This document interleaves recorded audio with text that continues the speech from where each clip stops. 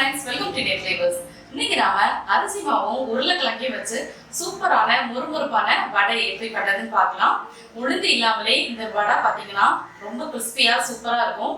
கண்டிப்பா இந்த ரெசிபியை நீங்களும் ட்ரை பண்ணி பாருங்க. ட்ரை பண்ணி பார்த்துட்டு எப்படி இருந்துச்சுன்னு கமெண்ட் சொல்லுங்க. இப்போ நம்ம வீடியோக்குள்ள போறதுக்கு முன்னாடி என்னோட சேனலை நீங்க இதுவரை சப்ஸ்கிரைப் பண்ணலனா கீழே இருக்க ரெட் கலர் சப்ஸ்கிரைப் பட்டனை அழுத்தி சப்ஸ்கிரைப் பண்ணிக்கோங்க. கூடவே பக்கத்துல இருக்க பெல் ஐக்கனையும் கிளிக் பண்ணிக்கோங்க. அப்பதான் புது வீடியோஸ் எல்லாம் மிஸ் பண்ணாம பார்க்க முடியும். இப்போ வாங்க வீடியோக்குள்ள போலாம். வடை பண்ணுறதுக்கு ஃபஸ்ட்டு ஒரு பேனில் 3/4 கப் அளவு தண்ணி சேர்த்துடலாம். நம்ம இன்றைக்கி 1/2 கப் அளவு அரிசி மாவு யூஸ் பண்ண போகிறோம். அதுக்கு 3/4 கப் அளவு தண்ணி தேவைப்படும்.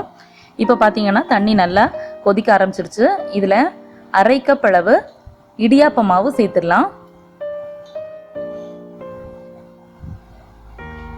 சேர்த்துட்டு நல்லா மிக்ஸ் பண்ணி விட்டுக்கோங்க. அந்த சுடு தண்ணியிலே அந்த அரிசி மாவு வந்து நல்லா வெந்து வரணும். அந்த அளவுக்கு மிக்ஸ் பண்ணி விட்டுக்கோங்க. இது கெட்டியாக ரொம்ப நேரம் தேவைப்படாது, உடனே கெட்டியாகி வந்துடும். இப்போ இது பார்த்தீங்கன்னா நல்லா கெட்டியாகி நல்லா உருண்டு வந்துருச்சு. மாவும் நல்லா வெந்துருச்சு, பார்த்தாலே உங்களுக்கு தெரியும். இப்போ ஸ்டவ் ஆஃப் பண்ணிவிட்டு கொஞ்சம் நேரம் ஆற விட்டுடலாம். அது ஆறுறதுக்குள்ளே நம்ம வந்து உருளைக்கிழங்கை மசிச்சு ரெடி பண்ணிக்கலாம். நான் இன்னைக்கு 3 சின்ன சைஸ் உருளைக்கிழங்கு எடுத்து வச்சுருப்பேன். நல்லா வேக வச்சு தோல் உரித்து எடுத்து வச்சுருப்பேன். அதை வந்து ஒரு ஃபோர்க் வச்சு நல்லா மசிச்சு விட்டுடலாம். நான் வந்து சின்ன சைஸ்ங்கிறதுனால 3 எடுத்துருக்கேன். நீங்கள் வந்து பெரிய சைஸ் உருளைக்கிழங்கா இருந்துச்சுன்னா 2 எடுத்தால் போதும். மசிக்கிறதுக்கு நீங்கள் வந்து மேஷர் இருந்துச்சுன்னா அதை கூட யூஸ் பண்ணிக்கலாம். கட்டி கட்டியாக இல்லாத மாதிரி நல்ல நைஸாக இந்த மாதிரி மேஷ் பண்ணி விட்டுக்கோங்க.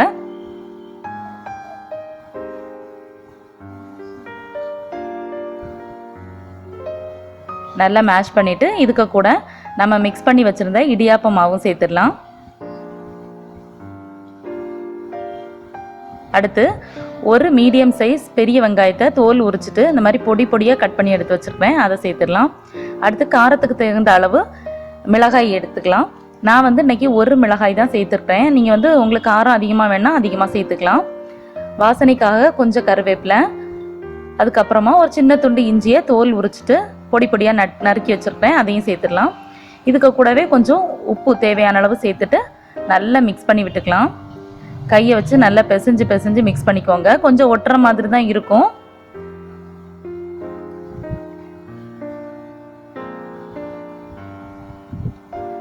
இந்த மாதிரி நல்லா அழுத்தி மிக்ஸ் பண்ணி விட்டுக்கோங்க. இப்போ பார்த்தீங்கன்னா நல்லா மிக்ஸ் பண்ணியாச்சு.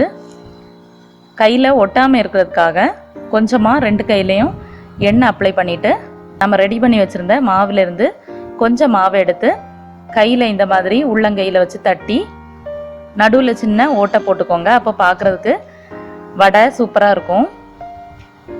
இது வந்து நமக்கு உளுந்து மாவு மாதிரியெல்லாம் ஷேப் பண்ண கஷ்டமாக இருக்காது, ரொம்ப ஈஸியாக நமக்கு ஷேப் பண்ண வந்துடும்.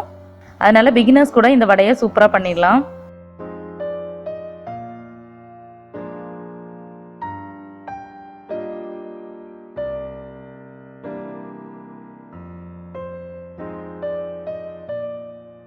பார்த்தீங்கன்னா எல்லா வடைகளையும் இந்த மாதிரி தட்டி எடுத்து வச்சாச்சு. இனி நம்ம இதை பொரிச்சு எடுத்துடலாம். பொரிக்கிறதுக்கு தேவையான எண்ணெயை வந்து நான் காய வச்சுருந்தேன். எண்ணெய் நல்லா காஞ்சதும் அதில் நம்ம வடைகளை சேர்த்துடலாம். எண்ணெய் வந்து ஹை ஃப்ளேம்லேயும் இருக்கக்கூடாது, லோ ஃப்ளேம்லேயும் இருக்கக்கூடாது, மீடியம் ஃப்ளேமில் இருக்கிற மாதிரி வச்சுக்கோங்க. ரொம்ப எண்ணெய் சூடாக இருந்துச்சுன்னா உடனே வெளியே கருகி போயிடும், உள்ளே வேகாது. எண்ணெய் வந்து சூடு கம்மியாக இருந்துச்சு அப்படின்னா நமக்கு வந்து எண்ணெய் ரொம்ப குடிச்சிட்டு வரும் வடை. அதனால் அதுக்கு தகுந்தாப்புல ஃப்ளேம் அட்ஜஸ்ட் பண்ணி மீடியமில் இருக்கிற மாதிரி வச்சுக்கோங்க. வடை வந்து ஒரு பக்கம் வெந்ததும் மறுபக்கம் திருப்பி போட்டுக்கோங்க. உங்களுக்கு பார்த்தாலே தெரியும் அந்த வெங்காயம் எல்லாம் செவந்து வர்றது. அந்த டைமில் நம்ம இப்போ 2 பக்கம் வெந்ததும் எடுத்துடலாம்.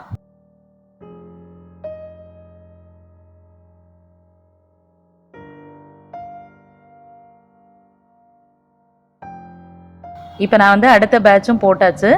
ஃபஸ்ட் பேட்ச் வடை பாருங்கள், ரொம்ப முறுமுறுன்னு சூப்பராக ரெடி ஆகி வந்திருக்கு. சாப்பிட்றதுக்கு பார்த்தீங்கன்னா உளுந்து வடையை விட நல்ல டேஸ்ட்டாக இருக்கும். ஸோ ஃப்ரெண்ட்ஸ், உங்களுக்கு பார்த்தாலே தெரியும் வடை வந்து எவ்வளோ அழகாக சூப்பராக ரெடி ஆகிருக்கு அப்படின்னு. வெளியே நல்ல கிறிஸ்பியாகவும் உள்ள சாஃப்டாகவும் இருக்கும். கண்டிப்பாக நீங்கள் ட்ரை பண்ணி பாருங்கள்.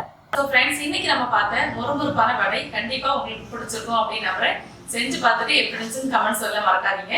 இன்னொரு நல்ல ரெசிபியில உங்க எல்லாரையும் மீட் பண்றேன். அது வரைக்கும் பை ஃப்ரெண்ட்ஸ்.